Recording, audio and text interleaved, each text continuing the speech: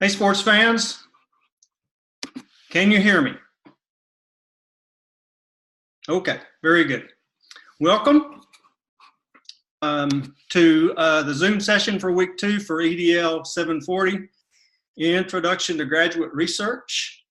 The session will be recorded, and I think let me double check and make sure I'm recording because I have failed on that count before. Yep, now I got it running.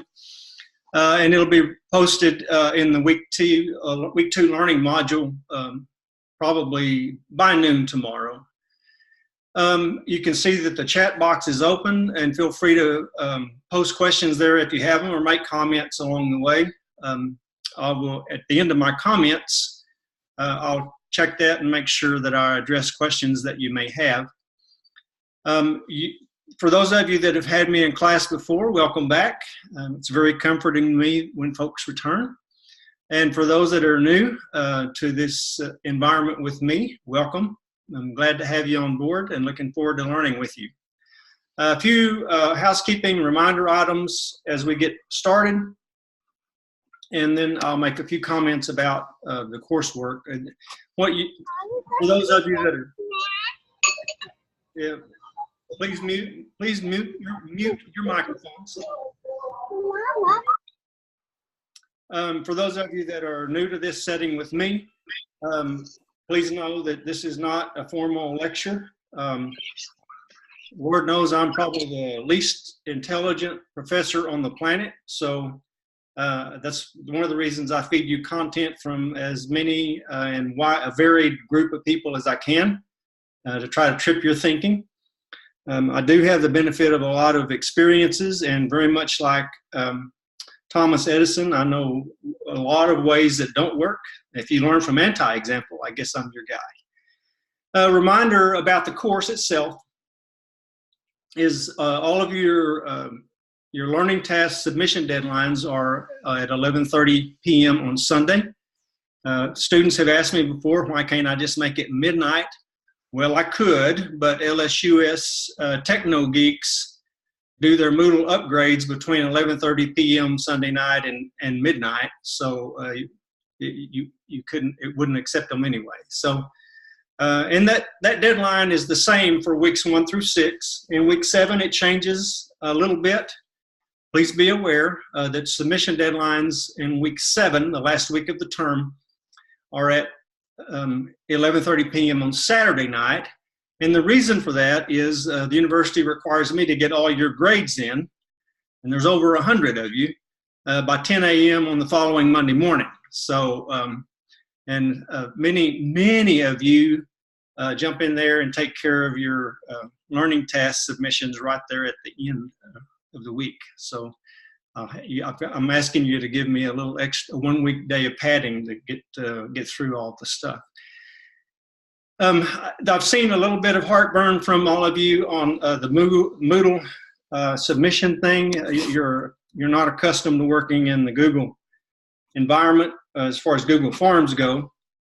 And so what I have done is I've gone into Moodle and turned off the late notice button that you get, the notification if you miss the deadline, because I know that you're submitting your Google Forms and you ask for the receipt from Google and you get it. You should be getting it, so that when you get that receipt from Google, you should know that it landed safely on my side. Many of you have asked me through email if I got it, and if you need to do that, fine, I'll get back to you and I'll take a look and make sure your submissions landed. But you shouldn't get those late notice notifications from Moodle anymore, because I turned that thing off. Let's talk about APA citations briefly, because regardless of what class I teach you, other than the internship, I'm going to ask you to appropriately cite the documents and the content and the sources that you use or that you consume. And I will confess to you, I'm not an APA citation purist. For every piece of content, there's actually more than one acceptable way to cite it through APA, but the important thing to me is APA citations are sort of like a secret handshake for those of us that work in the fields that use it. And those fields that use APA citations are, of course, education, the field of medicine, and healthcare use it. Most of the social science fields, like psychology, obviously that's where the name comes from, sociology, anthropology, those fields as well. And even the hard sciences, chemistry and physics and those kind of biology, those sciences use APA citation methods. Now, those of you that are English teachers are probably more accustomed to the MLA citation formatting. But for our purposes, we'll use the APA citations. And here is what I'm looking for. And the reason I'm going through this with you is some of you are going to get messages or already getting messages from me along the lines of your APA citation is not quite right. It's very important that when you are citing a source, that you give attribution to the people that created that content, the person or persons that created the content, and that you create a nice guide for fellow learners that want to get to that same content. So as I've mentioned to you before, at the risk of being redundant, which all great teachers are, the first thing is always the last name of the person or persons that created the content. Almost always it has a human being creator. Occasionally you'll run across documents or videos or a podcast, audio recordings that just are titled under the name of some organization. For instance, the National Association of Secondary School Principals.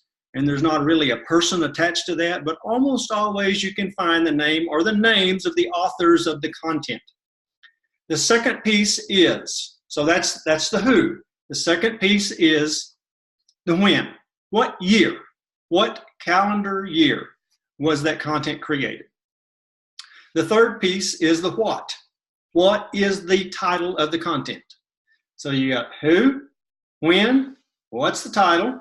And then the final piece, this is where most of the variations can occur, is where can another learner or researcher find it?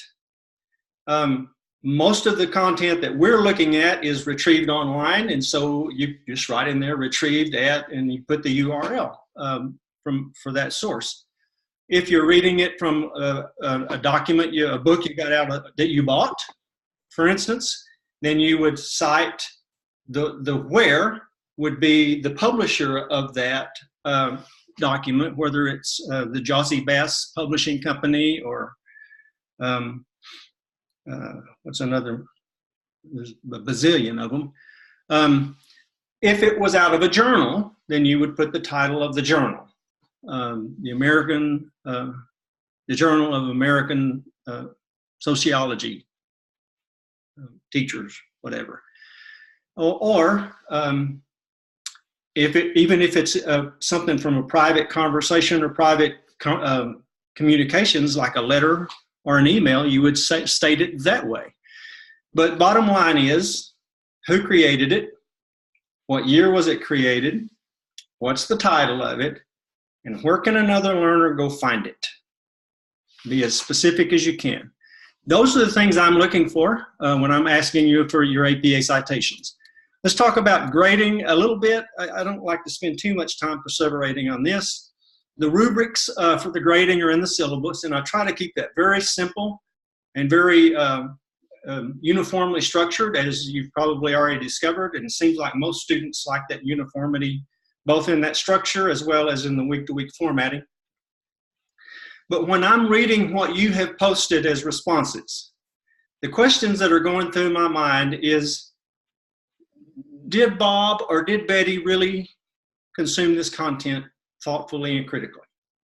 Did they really slow down, or did they do it while they were at the stoplight? Do their responses reflect answers that they could have put in that Google form having never even consumed the content? Because if so, it's not an indication, there's not good evidence that you did critically consume the content.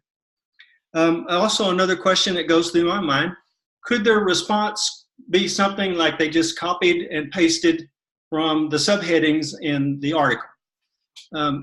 So tell me what you learned. And if it's something like, I learned the difference in qualitative and quantitative research, give me a brief explanation. Tell me, pretend I don't know. Tell me briefly, okay, so what's the difference? That lets me know kind of how your brain is working. And that brings me to another message that some of you will be getting from me in the grading pieces. I'll post a message for the first week or two and say, please use usual and customary professional writing conventions. And those conventions are things like complete sentences, no emojis. I love humor, by the way, and some of you put humor in there, and I love it, adore it. But if you fail to use capitalization or periods at the end of sentences, those things are important, and it's really important because I'm working under the assumption that you either already have a leadership role in your school or you're moving in that direction. And one of the things that leaders have to do is be very careful about not creating distractions from their leadership. And if you cannot or will not write in professional writing conventions, it'll be a distraction to those people that you're trying to communicate with. One of the questions that seems to be stumping some of you is when I ask you about on the research mining, what's on the other content, what's the least benefit, the element of this content that was least beneficial to you? Listen carefully. Let me say this again. The element of the content that was least beneficial to you. I didn't say, tell me what in this content was not beneficial to you. And the reason I'm doing that, very purposefully, I ask you least beneficial because I'm trying to tap the way the human mind actually works. Our minds automatically work to categorize, and when we engage with novel content, regardless of what it's like, whether it's kinesthetic or textual or visual or auditory, when we engage with new content, our brain immediately kicks into gear and saying, how is this like what I already know? How is this different from what I already know? How might I use this content? What am I taking out of this content? What is the part of this content that's, probably not, it's not that big a deal for me. And so I'm trying to force you to engage and think about the content just to cause a little longer pause with you as you consume the content. So please go ahead and answer that question when you find it in the Google form. Let's jump now to the meat of our work, graduate research. I even hate the phrase graduate research because it's research. And there you go. Someone please turn off your mic. Twice. I'll just compete with you then. When we talk about research, I mentioned to you in the recording from last week, and again, my apologies for having to record it and post it. I just got hemmed up by my bosses. I know that happens to you as well. The research, I want you to become very critical and very skeptical consumers of research. And I think probably from learning tasks 4 and 5, both in week 1, and some of you are already now dropping stuff in week 2.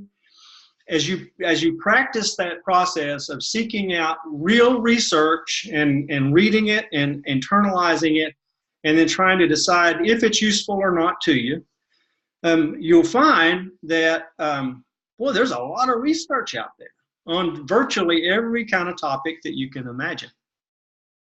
But I want you to become very critical consumers, and I want you to weigh the research. And one of the reasons I give you that latitude, even though like in week 1, I hemmed you up into ELCC Standard 1, which is vision, and I gave you some specific topics to kind of, as well, in the words of Robert Marzano and the Marzano 9, basically I was using a graphic organizer for you. But I was trying to hem you up into some specific areas, but I gave you a choice in which paths you wanted to run down. when you will see in our learning, what do I call it? Collective learnings. I call them different things for different classes, so I have to remind myself. But you'll see that the collective learnings are now live in week 2. In your learning enhancement section, there's a tab in there that says collective learnings from week 1. And if you'll look in that thing right now, you'll see that the only one that's in bold text is for learning task 5. And there's a hot link in there that takes you directly to all of the learning that was collected from you and your classmates on learning task 5 from week 1. What you can do there then, if for instance you had a particular interest in leadership, you can the Google version of an Excel spreadsheet, but you can sort and slice and dice that stuff however you want to. You can do word searches in it. You can find other students in this class who have similar interests to your own. And some of you are already doing that. I'm seeing that in the discussion prompts, in the discussion responses for week 2. You're already finding those students who have professional interest in alignment with your own. So use those collective learnings. An interesting point, there's a lot of really intelligent people all over the planet and in every field, nutrition, kinesiology, psychology, you name it, astrophysics. There is tons of research and tons of researchers. I read in a book not too many years ago, and this is just amazing to me. And listen carefully. 90% of all of the scientists that have ever lived are alive this moment and working. 90% of all scientists in human history are alive today and working. No wonder there's so much research out there. That should be helpful to you as you're trying to hone in on a research question, and those will get tighter as well. But the scientific method, and by the way, that video I showed you on the scientific method, I know it was simplistic. You all come at me from a wide range of experiences and backgrounds. And some of you teach the scientific method in class every day. I know that. Some of you haven't even thought about the scientific method since your 7th grade life science class. And so what I was looking for is a variety of pieces of content that some of them would tap to your thinking and experience and knowledge level at a very graduate level, like the document from Queensland University in the Learning Task 1. And then that video, which was done, I believe, by a middle school teacher, maybe a high school teacher.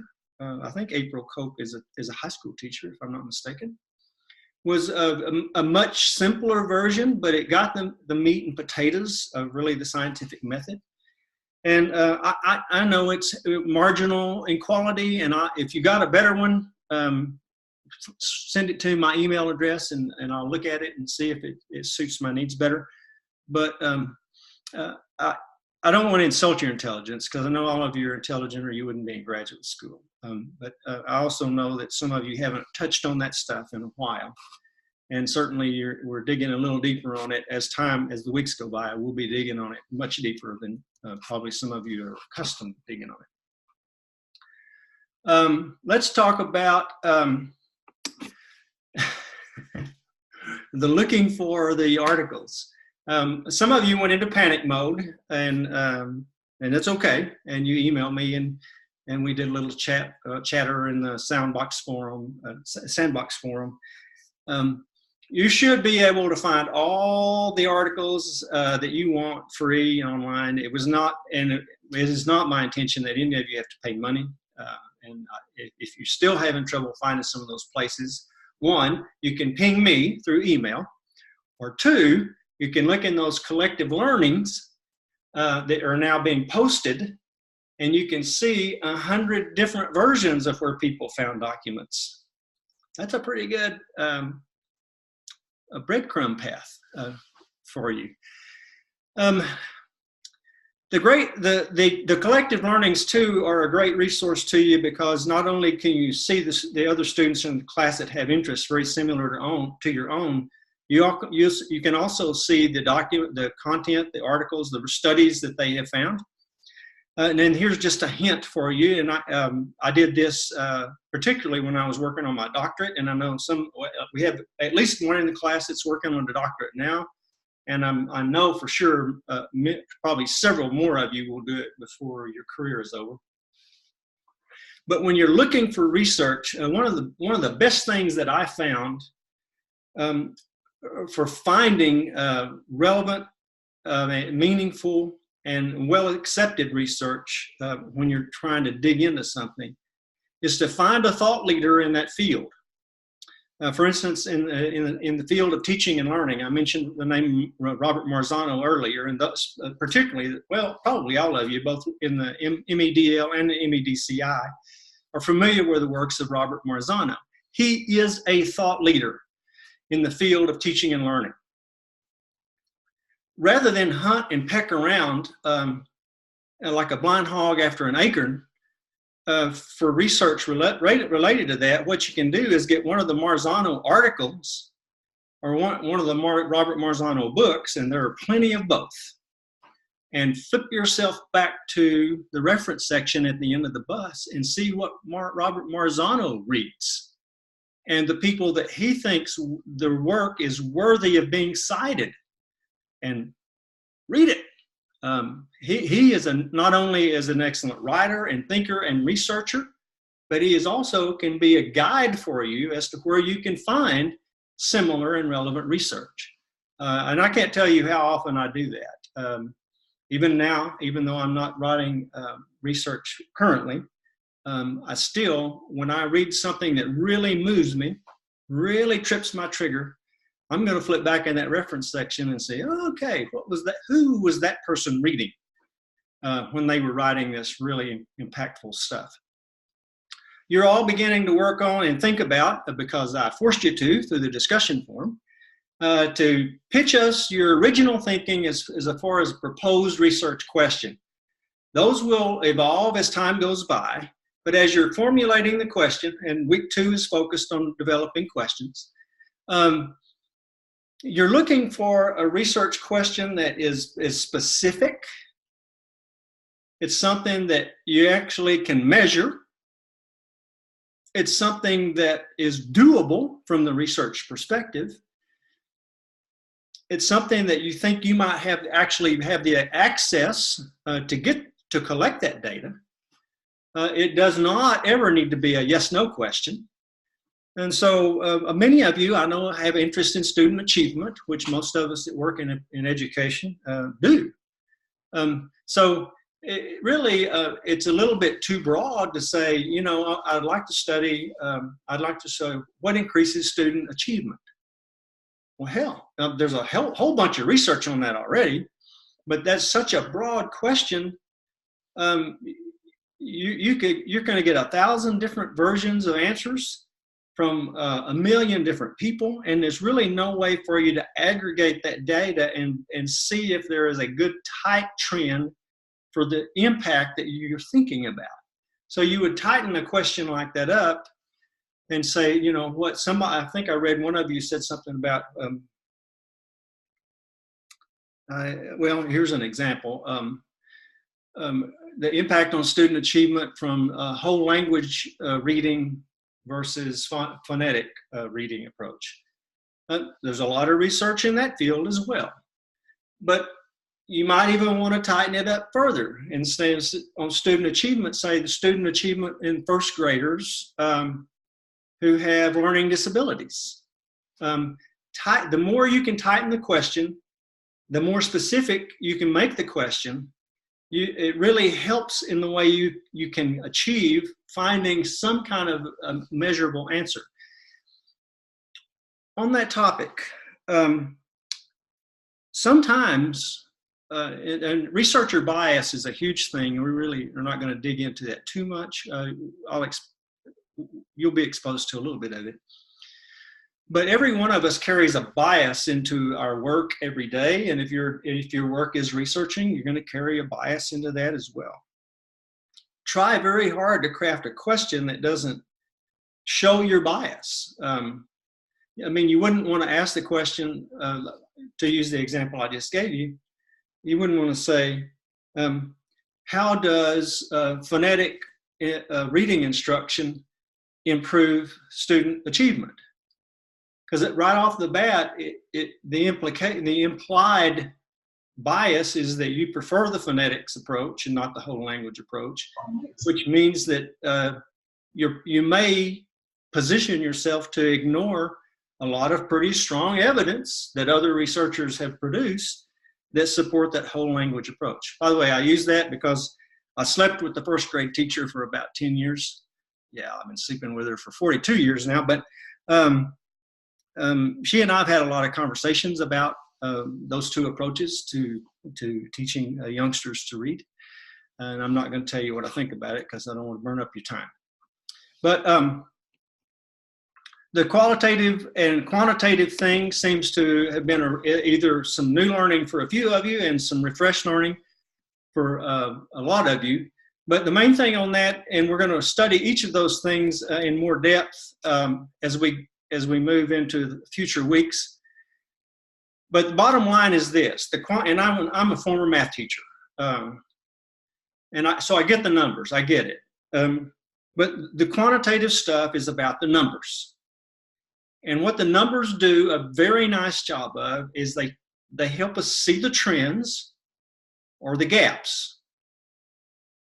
What the numbers or the quantitative stuff does not do very well for us is give us the context behind those numbers or the stories that hold those numbers. That's where the qualitative work is. And that's where the digging in and finding, okay, if you see a trend or a data from the quantitative piece, it's very helpful to see if you can figure out, okay, what were the context for those numbers? Because, for instance, students' performance on SAT tests, for instance, if you were to measure a group of students that took the test on a Tuesday in their high school in the classroom that they were accustomed to working in, I suspect might be very different results from a group of students that traveled 100 miles, and I live out in rural West Texas, so that's not uncommon. Students that would have to travel 100 miles to a university campus that is very overwhelming to them in an environment with way more students than they've ever been in the room with in their life. Those sort of contextual things can have an impact on how students and adults, for that matter.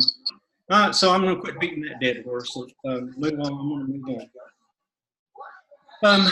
On the reverb prompt that I gave you in the discussion, Taylor noted that there's a very wide variety of interest. Just a little bit. Someone please turn off your mic. Good. Uh-oh. Thank you. Taylor noted that there was a very wide variety of interest in that reverb response. Yes, and I must confess to you that I've tried to trick you, because what we know is that one of the most powerful learning tools that we can use as teachers is to try to tap the emotional pull of the learner. If I can give you a learning task that you connect to a personal and or emotional experience, then you're much more likely to engage authentically with that learning task, and you're much more likely to allow the learning around that task to stick. And so I confess malice aforethought there, because I'm trying to get you to think about the content as you work with it. Variety and choice is also a powerful thing. Scholarly research. There's a whole universe of scholarly research out there much of it, as you're beginning to see, and I'm asking you interesting questions like, who funded the research? That's huge. But as you may or may not know, many universities, particularly the large flagship universities that are married fully to the research component, the professors that work like I do are required to be constantly engaged in research projects and to write about them and to be published about them. It's called the publisher perish syndrome. But that's one of the reasons I want you to look for and find and begin picking out answering those questions that I ask you about the research, because some of that research is just, it's just looked like someone walked in, clocked in for the day, did their stuff, clocked out, wrote the answers. But some of that research that you're putting your nose in came from people who are intensely interested in finding the answers to some very interesting and complex problems, and they've created some pretty unique and interesting research methods to try to do that.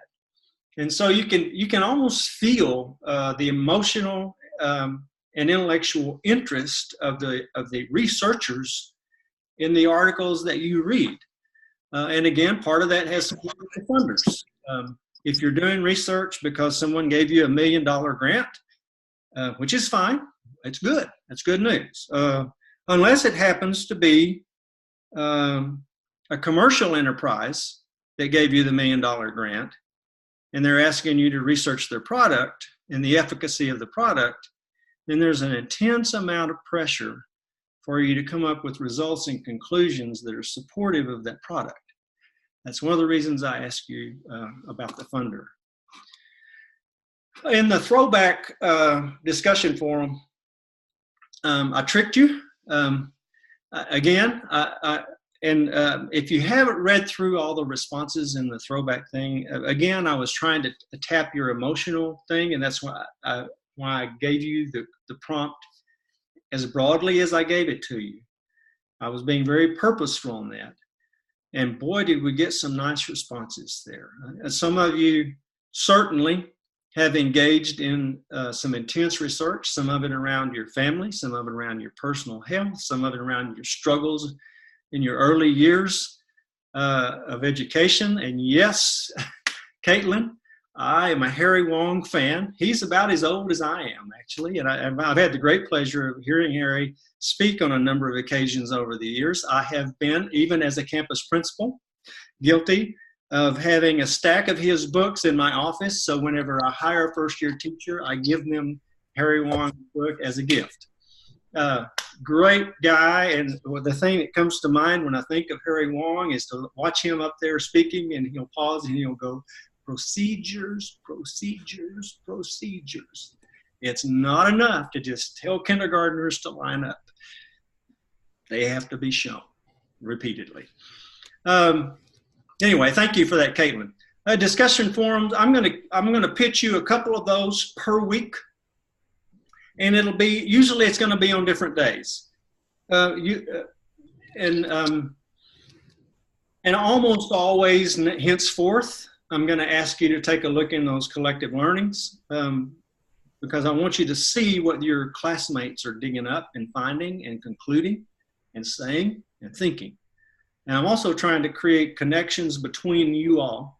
My class, or this class, like any of the classes that you teach, the learners are just as apt to learn something meaningful and relevant and important to them from their classmates as they ever are from them.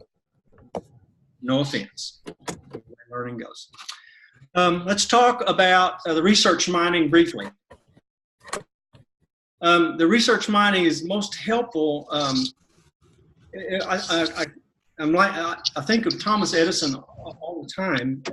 He's famously quoted as saying, he ran 10,000 different experiments and he found out 10,000 ways it won't work. It's a mistake for you and I to think of a research or a study if it comes up non-conclusive, if you can't conclude anything solid from it, it doesn't mean the research was a failure at all. It just means that you know some things that you can't hang your hat on in relation to that research or that intervention or that medication or whatever it is you're trying to study.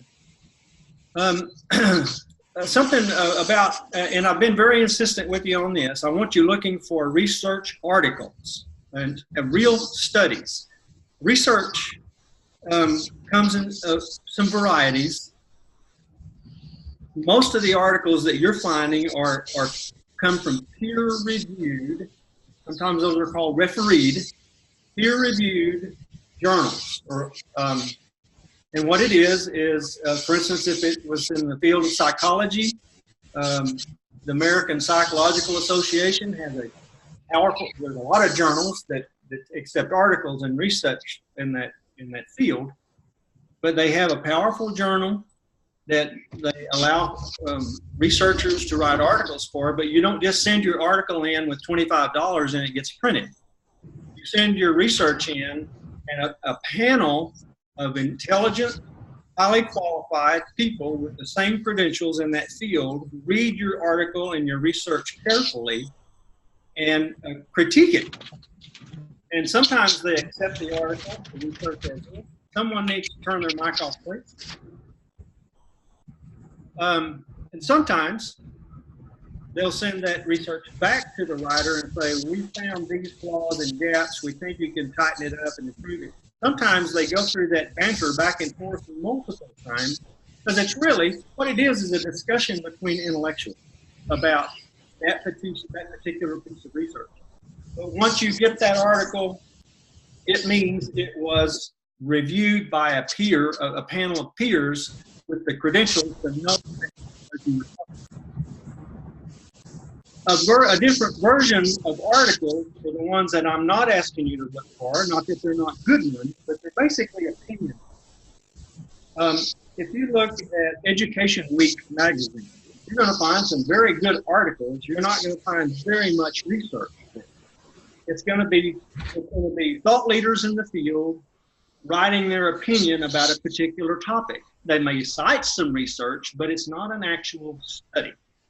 And then some of you have engaged in this. A different kind of research is called action research, where you actually think of a problem in your work environment and you try to come up with some solutions that you want to attempt, craft some strategies, some interventions. You put them to the test, and then you measure the data somehow or another, and you decide, did it work or not? Do I allow students to go to the restroom when they need to, or do I give them restroom tickets, or do I allow them free restroom breaks per semester? There's all kinds of studies you can conduct on that, and you won't be the first. But you're basically researching on the fly in a very informal way. One of the richest professional development environments I've ever been in was in a school district near Austin, Texas, a suburb of Austin, Texas, called Round Rock ISD. I worked there for 4 years, and their teacher and principal evaluation system was built around research. Every professional educator in that system had to craft an action research problem every year and then present the results of it to a panel of your colleagues at the end of the year. And your evaluation was based on that. I loved it. I loved it. It's one of the most powerful things I've ever been involved in. Scientific method video, I've talked about that. Let's talk a little bit about your proposals. Or well, let's just stay on the topic of research. Some of you seem to have the concept of the ethics piece, and it seems to maybe have been a new territory for you. Yeah, absolutely. Those of us in the social sciences, and really education research is a social science, those of us, any of us, in medicine as well, in health, any of us that do research on human subjects are required and compelled to uphold the highest level of ethical protection for those subjects that we can. We have to withhold their names if it's what they want. We have to make sure and protect and shield personal information or data about those people, whether it be whether they have diabetes 2 or type 2 diabetes, or whether they have learning disabilities. We have to protect our human subjects. If you do this in a formal way, particularly if you're pursuing a doctorate, you'll have to have your study methodology approved by the university. It's called an internal review board. But basically, that board is concerned with making sure that the subjects that you're studying are protected in every way that we possibly can. Sample size is another big thing, and that's one of the reasons I asked about it. If you're doing a case study of one person, let's say one school superintendent. I know we have a teacher that works on the Wyoming-Idaho border in a little school of about 100 kids or something like that.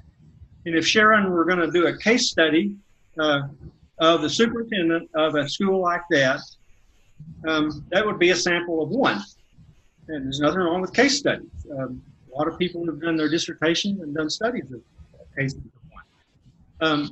On the other hand, if you were doing a quantitative study and you were trying to collect data, for instance, if you were getting data from the state of Louisiana, that's where most of you are from, on the students' performance, fourth grade students' performance on the LEAP test in a particular subject area, that would be a much broader and a much larger sample set. And so, like the quantitative-qualitative dichotomy, the larger the sample set, the easier it is to see trends and gaps. The smaller the sample set, sometimes extreme anomalies don't stand out as extreme anomalies. So you just have to keep those things in mind as you're looking at sample size. Research questions, we've already talked about that, but one of the things I've asked you about is in those articles you're reading, if the authors said they gave possible areas for future research.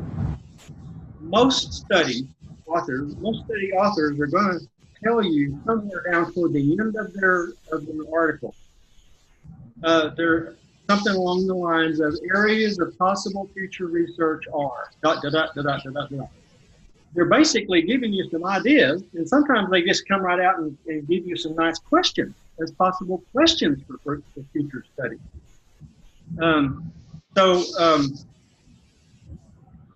That's something that would be helpful for you, I think, as you learn to look for those things. And if you're still struggling with for questions, take a look at some of those articles that are in the field that are of interest to you.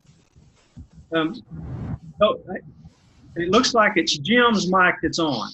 Jim, can you hear me? Yes. Yeah. Will you mute your mic, please? Thank you. It was. The study funding, I mentioned this to you earlier. Some authors will not tell you who funded their study. Sometimes that's done because they did it out of their own pocket. It didn't cost them much other than their time and labor. Sometimes they don't want you to know where the money came from. For instance, if they're studying the efficacy of a math intervention software, and the study's being funded by the company that makes that software, the researcher might not want you to know that they're basically writing as Confederate for the company. But funding can come from a lot of places. Most universities have a pile of money available that they are willing to let professors and researchers use for studies, and the researchers like myself would have to put a proposal together to that board, that panel in that university, and say, here's my idea for a study. I think it would take me about $25,000 to pull it off. And so it's kind of a competitive environment to try to get that research money. Some research is funded privately by particular people. There are private benefactors that that fund research, in almost all fields, but particularly in education. That's what we care about.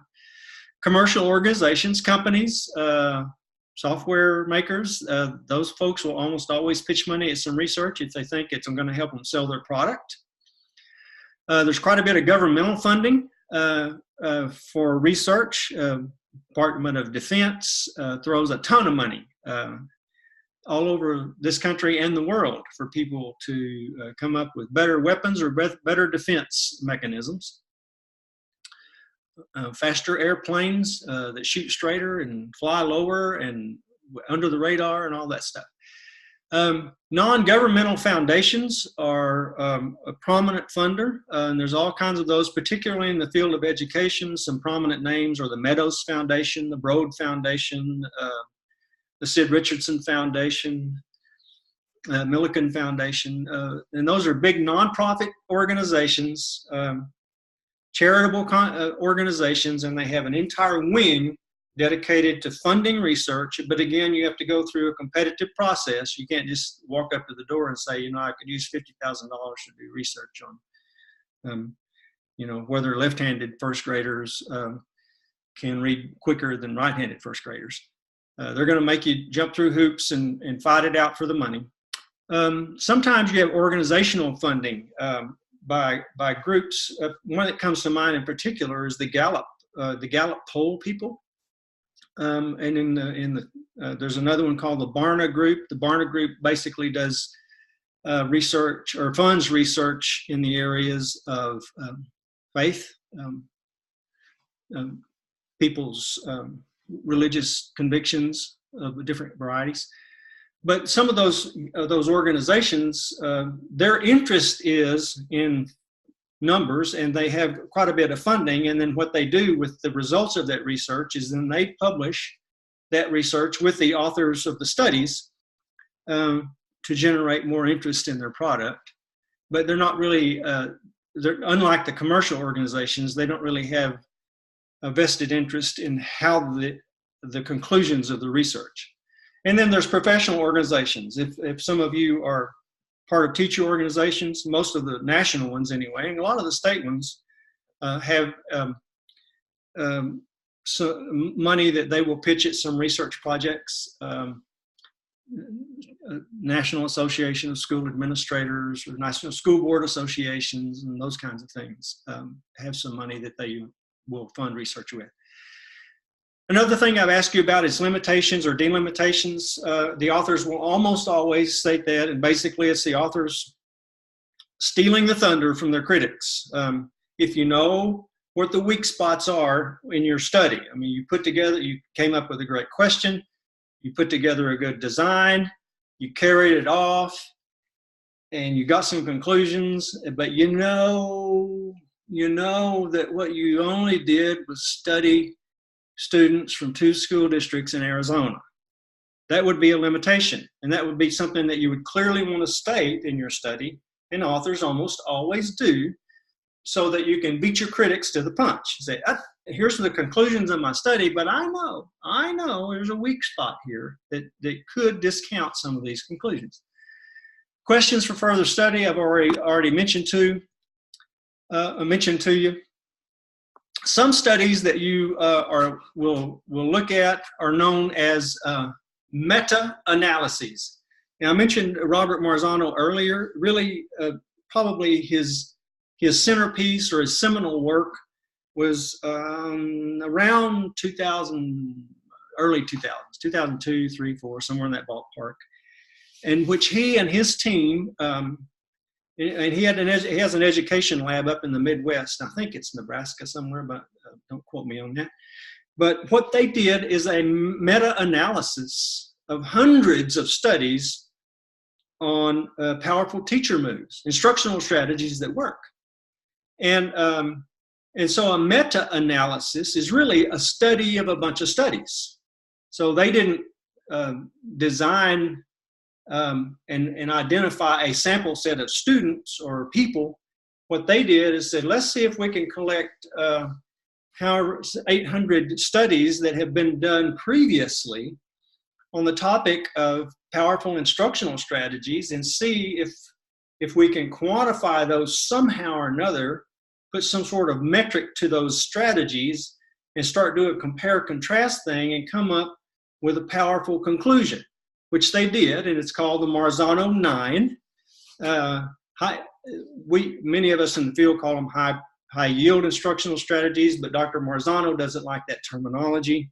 He prefers to call them the high probability instructional strategies. But bottom line was, through that meta-analysis, he and his team concluded there's a bazillion teacher moves that can aid and abet learning for students, but there are nine of them that sit at the top of the heap, and they identify those 9.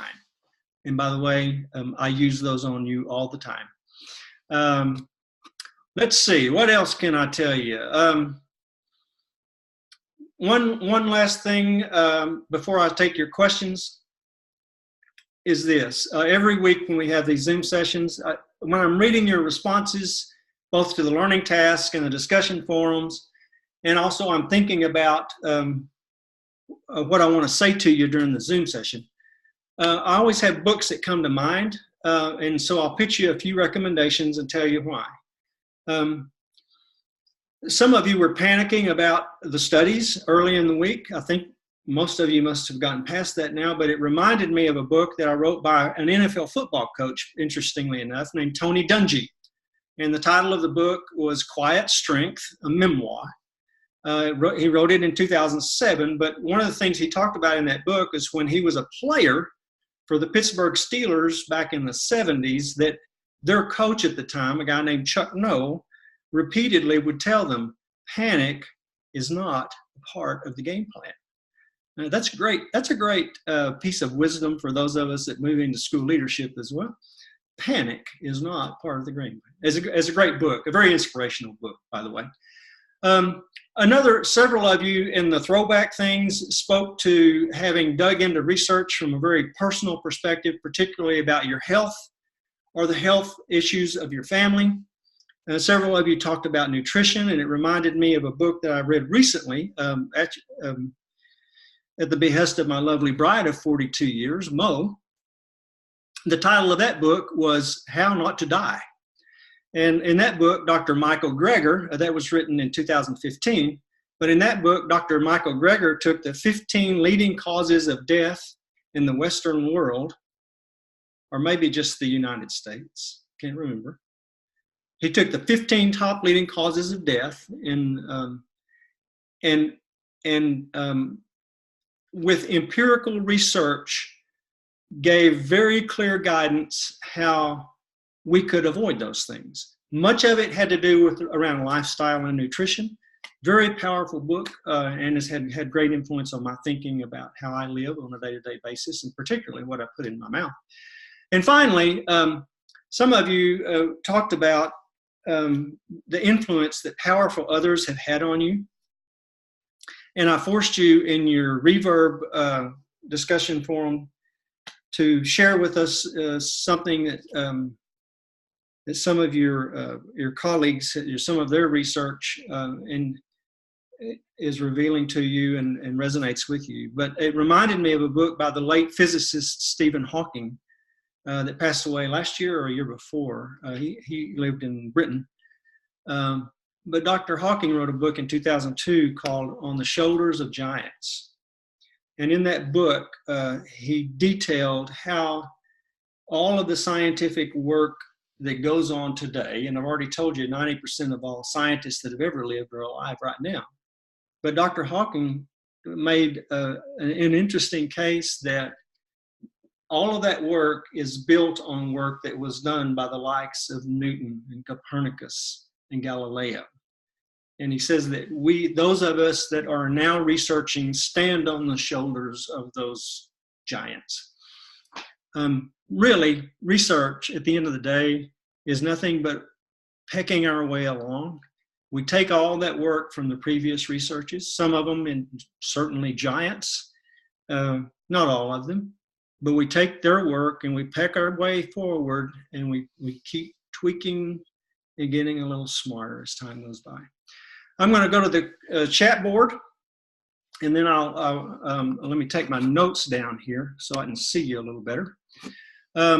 And I'll see if there's questions there on the chat board. And then if some of you, and then I'll come back and put my eyes on the screen and see if some of you want to ask me something audibly. I have struggled with this, but I think I finally have it. Here's a link to the most helpful website I found. Thanks, Rebecca, for that. I'm not sure who that was response to. Thank you for at least beneficial question. You're welcome, Catherine. Dana asked about if the authors don't declare who the funding, who funded it, well then just state that in your Google form. The funding, the funder of the research was not listed or identified. Yeah.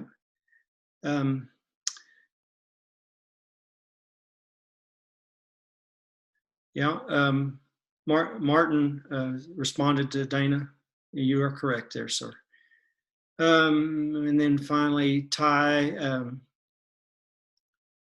Yeah, there you go.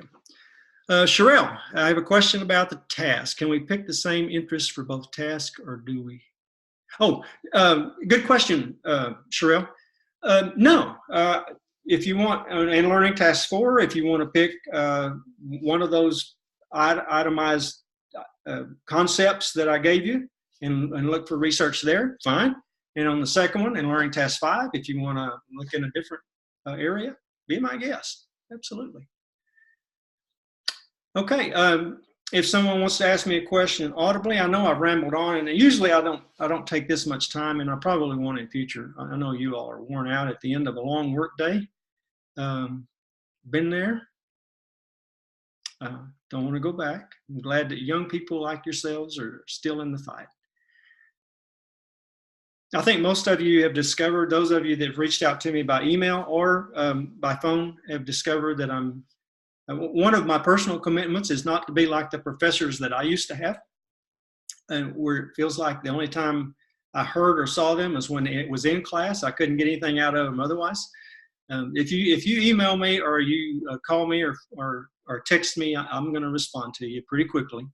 I mentioned to you that I live on, my wife and I live on our ranch out in western Texas. We actually don't live in Shreveport. So sometimes I can't actually pick up the phone. For those of you that have milked a cow, you know that that's a process that you don't stop in the middle.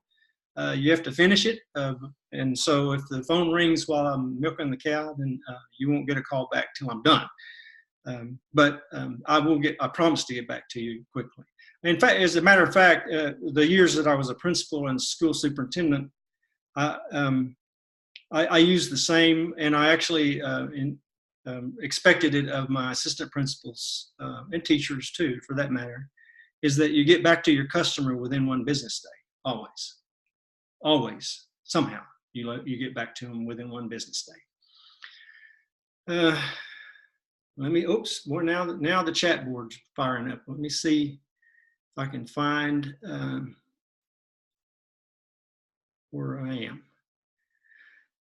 Sherelle, should we be searching the document to answer the question in the Google Doc, or should we answer based on our own opinion? No, you should be looking for that information in the article, Sherelle, for the funding and the theoretical framework. I didn't even talk about theoretical framework, but I think I explained that fairly well in our sandbox forum.